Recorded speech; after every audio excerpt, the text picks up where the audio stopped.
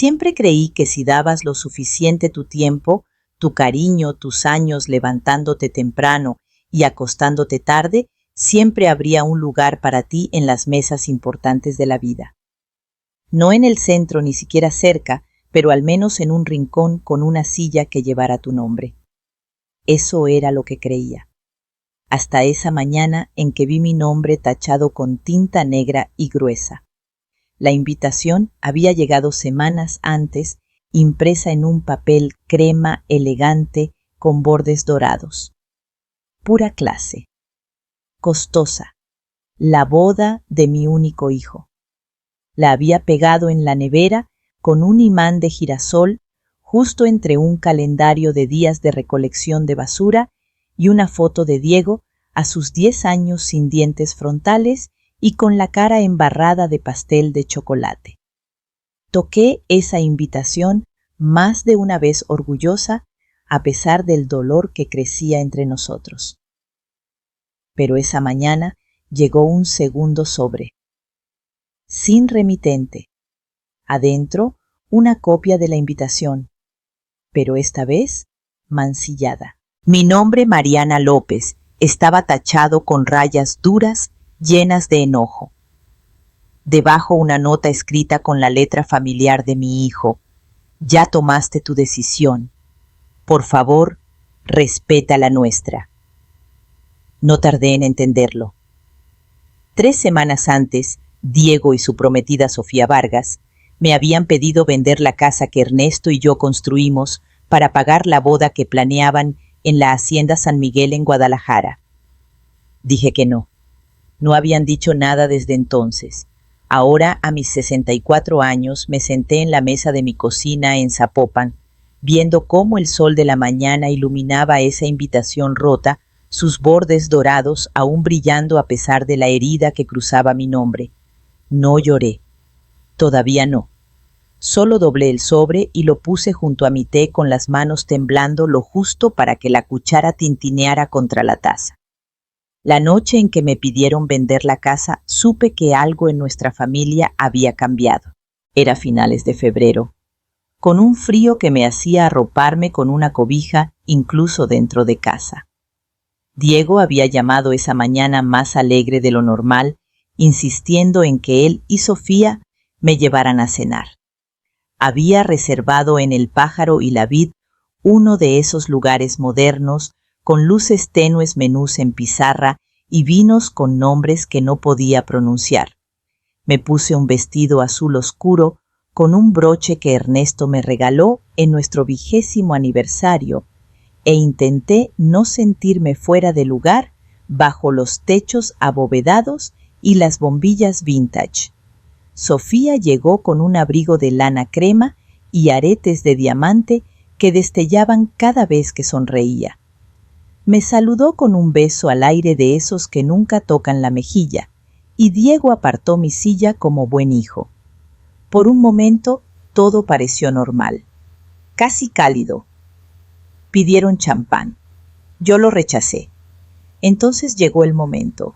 Estamos pensando en la Hacienda San Miguel, dijo Sofía, deslizando su celular por la mesa, para mostrarme fotos de terrazas de piedra, salones de mármol y un arco cubierto de rosas con luces como de cuento. Ahí fue donde mis papás renovaron sus votos el año pasado. Muy elegante. Diego se inclinó hacia adelante con los ojos brillando de emoción. Hay una lista de espera de 2 años, mamá, pero el papá de Sofía conoce a alguien en el consejo. Nos dieron un lugar. Asentí murmurando algo cortés. Las fotos eran preciosas. No fue hasta que trajeron los platillos que Sofía cambió el tema. Hicimos las cuentas. La hacienda, la recepción música en vivo, el vestido de diseñador, la villa para la luna de miel en Tulum y, bueno, algunas cositas más, nos sale en unos 200,000 pesos. Su tono era ensayado fluido. Ya pusimos bastante de nuestro bolsillo, pero nos vendría bien un poco de ayuda para completar. Sentí que mi tenedor se detenía sobre el salmón. Diego carraspeó. La casa mamá. Ha subido mucho de valor desde que papá murió. Si la vendieras ahora sacarías fácil unos 5 millones de pesos. Podrías mudarte a Jardines del Sol, es cómodo, seguro, cerca de todo. Y aún te sobraría un buen guardadito. Por un momento no pude hablar. La idea de cambiar la casa que Ernesto y yo construimos durante 30 años por un departamento en una residencia para adultos mayores era casi risible. Pero no estaban bromeando. Sofía dio un sorbo a su vino como si ya hubiera ganado. No voy a vender mi casa, dije lo más firme que pude. No es una conversación que esté dispuesta a tener. El silencio cayó sobre la mesa, afilado como vidrio roto. La mandíbula de Diego se tensó. La sonrisa de Sofía titubeó y luego desapareció por completo. No me miró por el resto de la cena. 3 semanas después, llegó la segunda invitación con mi nombre tachado como si fuera un error de edición. Habían tomado una decisión. Me negué a financiar su futuro. Y ahora yo ya no era bienvenida en él. Ernesto murió en junio. El calor era de esos que hacen el aire pesado, que te mantienen sudando incluso a la sombra. En un momento estaba martillando una viga en una obra en las afueras de Puerto Vallarta y al siguiente se fue.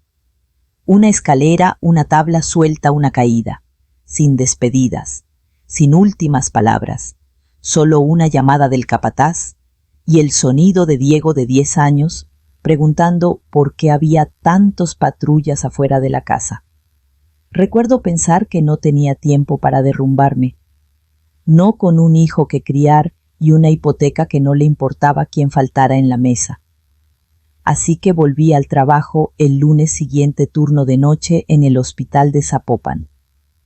Turnos de 12 horas con medias de compresión y zapatos que dolían. Tomaba turnos extra cuando los había pasando de geriatría a cardiología, a veces pediatría cuando faltaba personal. Estuve cansada durante 20 años seguidos. Preparaba los almuerzos de Diego antes del amanecer y dormía en ratitos de media hora. Aprendí a estirar un pollo para hacer caldo, luego guisado, luego tortas. Algunas noches llegaba tan tarde que no podía darle un beso de buenas noches. Otras lo encontraba acurrucado en el sillón, esperando sosteniendo el control remoto como si fuera un amuleto. Era brillante demasiado para una madre tan desgastada.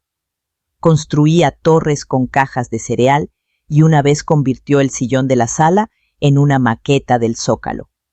Guardé cada dibujo, cada examen con estrellita, cada tarjeta del Día de la Madre con corazones chuecos y huellas de pintura. Cuando tenía 16, me dijo que quería estudiar arquitectura. Sonreí como si no estuviera preocupada por cómo pagaría la universidad. Ernesto había empezado un pequeño fondo de ahorros, pero apenas alcanzaba para los libros. Vendí las joyas de mi mamá y tomé un segundo trabajo.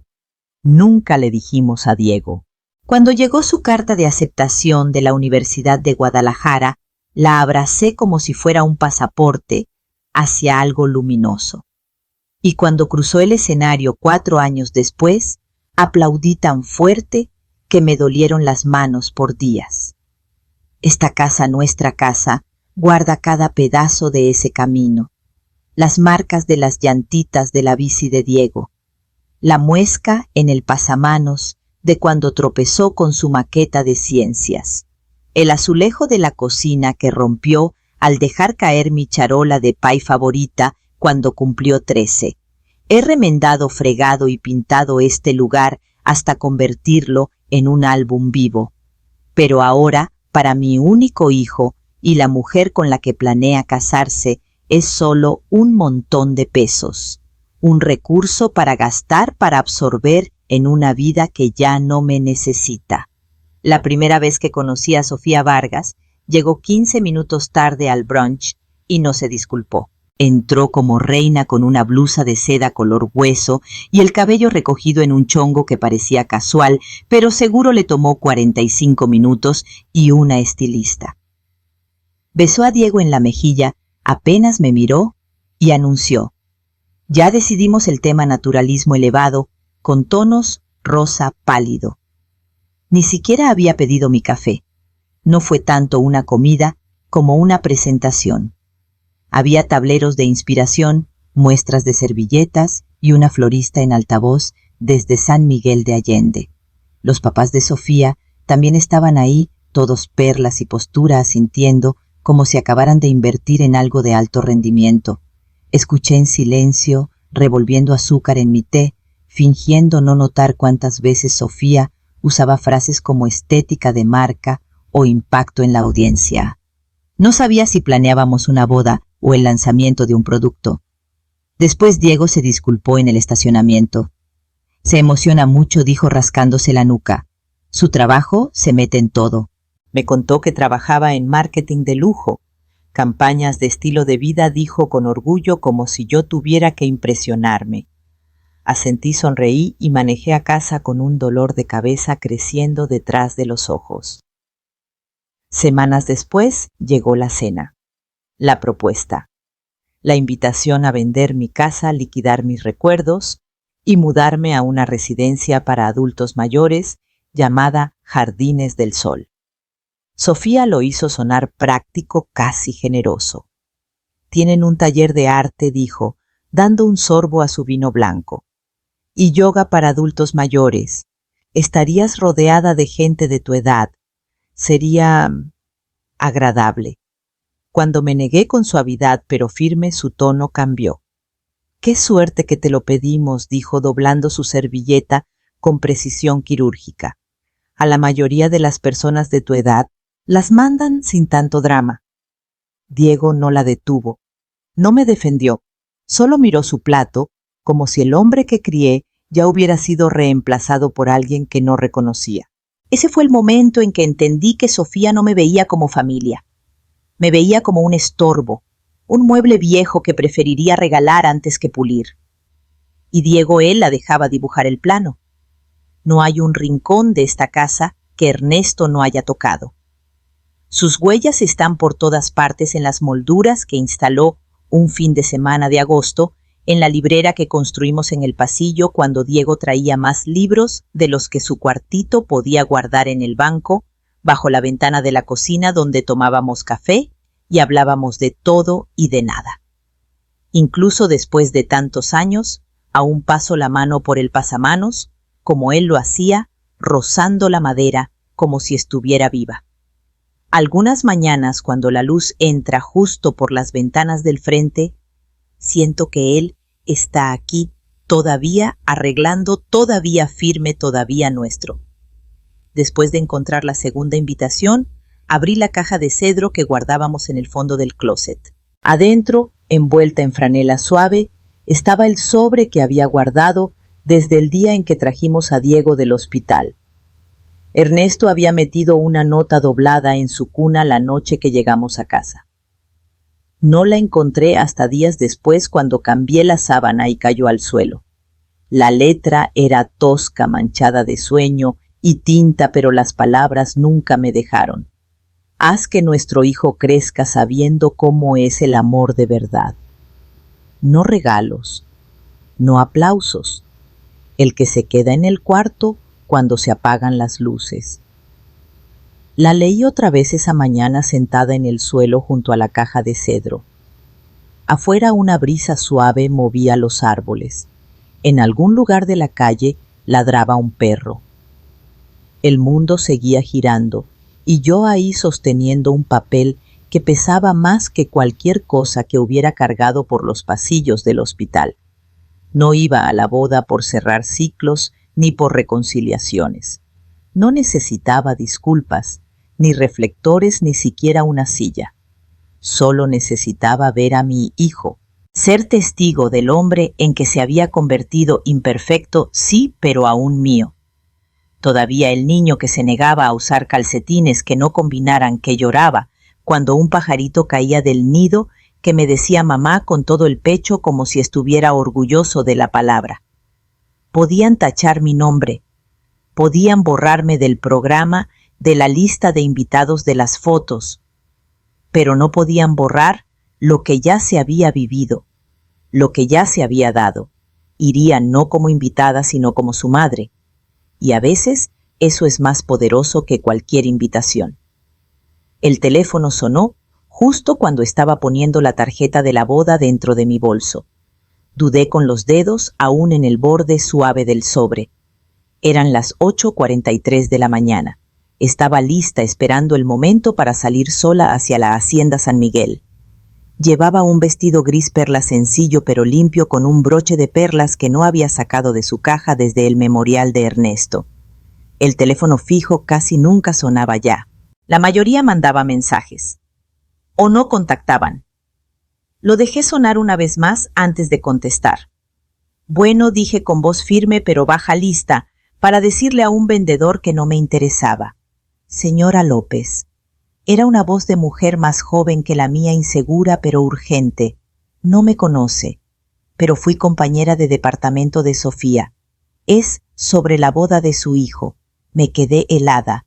Mis dedos apretaron el cable. ¿Quién es? Me llamo Alejandra Ruiz. Sé que esto es de la nada y que probablemente es tarde, pero no podía dejar que pasara otra vez. Su voz se quebró un poco y antes de que pudiera preguntar más, continuó, como si quisiera soltar las palabras antes de perder el valor. Sofía ya ha hecho esto antes, dijo. 2 veces que yo sepa. 2 compromisos. 2 familias metidas en sus historias. A las 2 las presionó para que vendieran propiedades para pagar sus grandes planes de boda. Ninguna boda se llevó a cabo. Y las 2 veces ella se fue con mucho. Joyas, depósitos, estatus social. Me senté lentamente en la silla de la cocina con el corazón latiendo fuerte. La invitación seguía en la mesa aún cerrada en su sobre. Se enfoca en familias con propiedades, pero sin dinero líquido.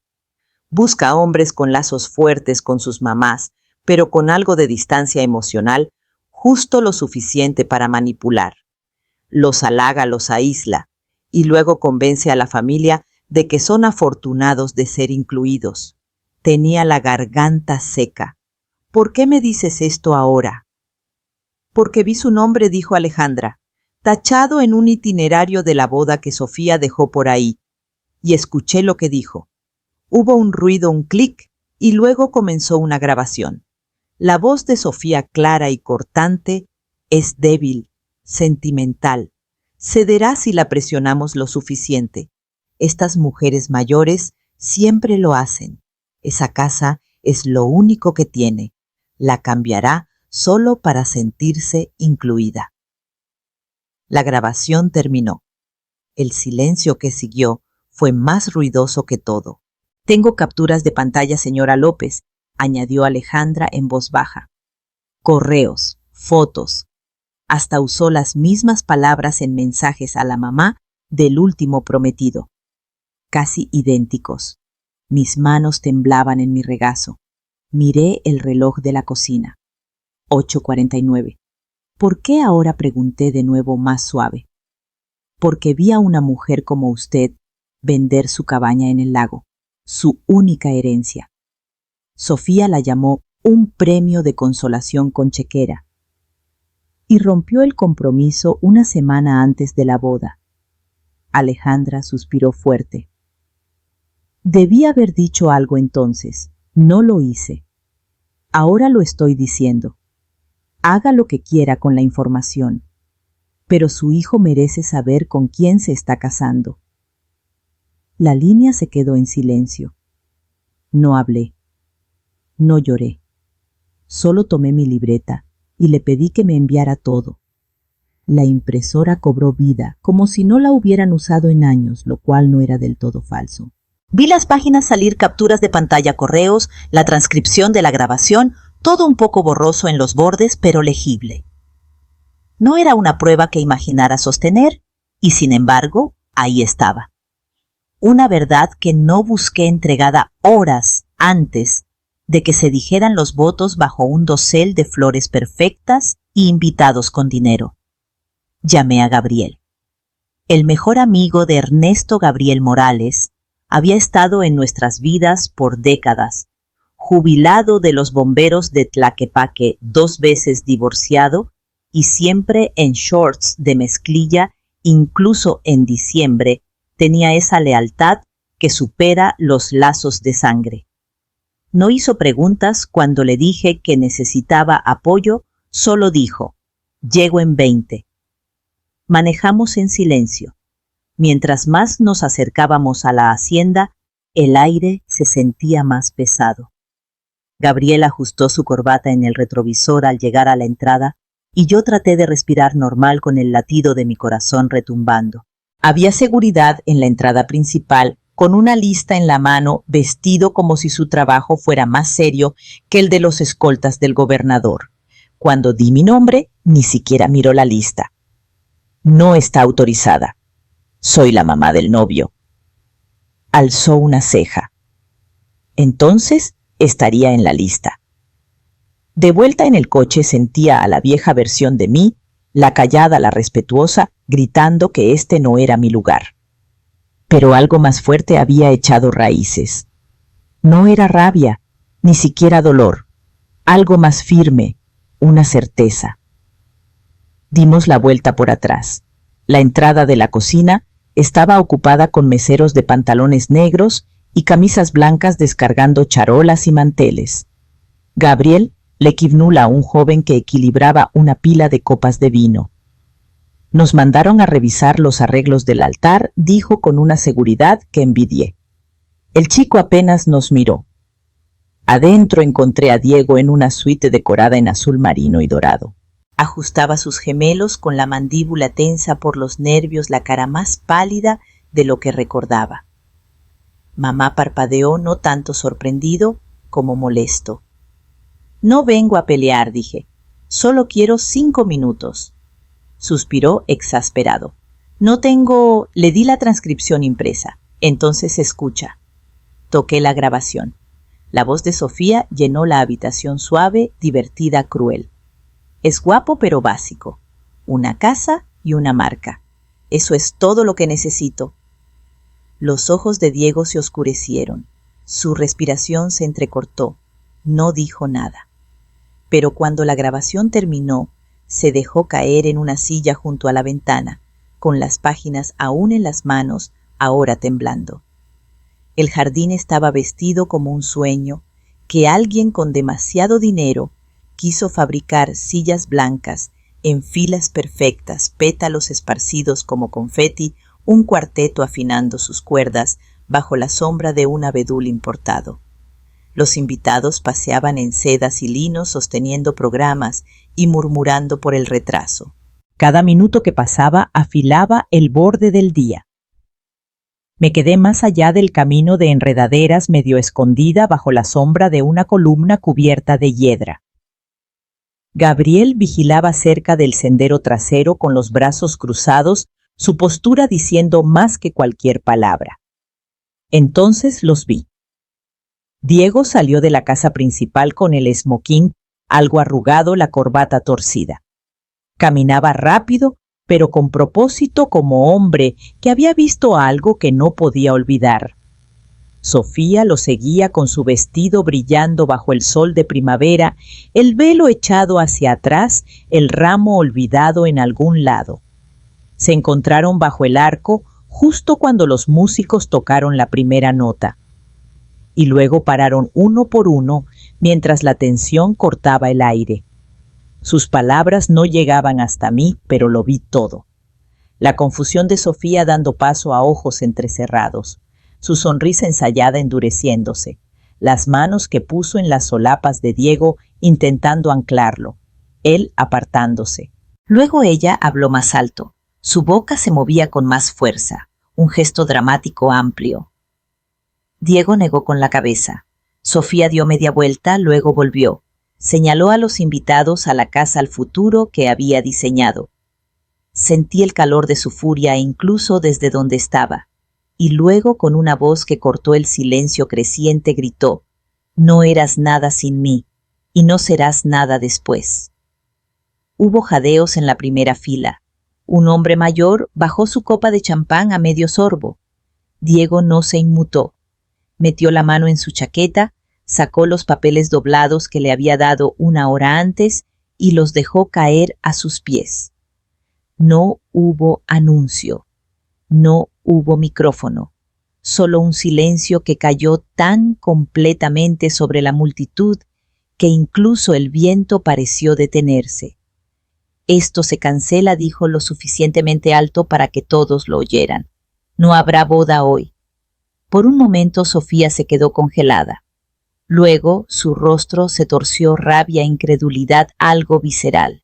Tomó lo primero que encontró, una copa de champán llena en una silla de invitado, y la lanzó contra el sendero de piedra donde debía caer el ramo. Se rompió como vidrio en una catedral. El cuarteto se levantó. Alguien susurró su nombre, y así Sofía giró con los tacones cortando el césped y desapareció dentro de la hacienda. Diego se quedó solo bajo el arco, con las manos a los lados, la respiración entrecortada.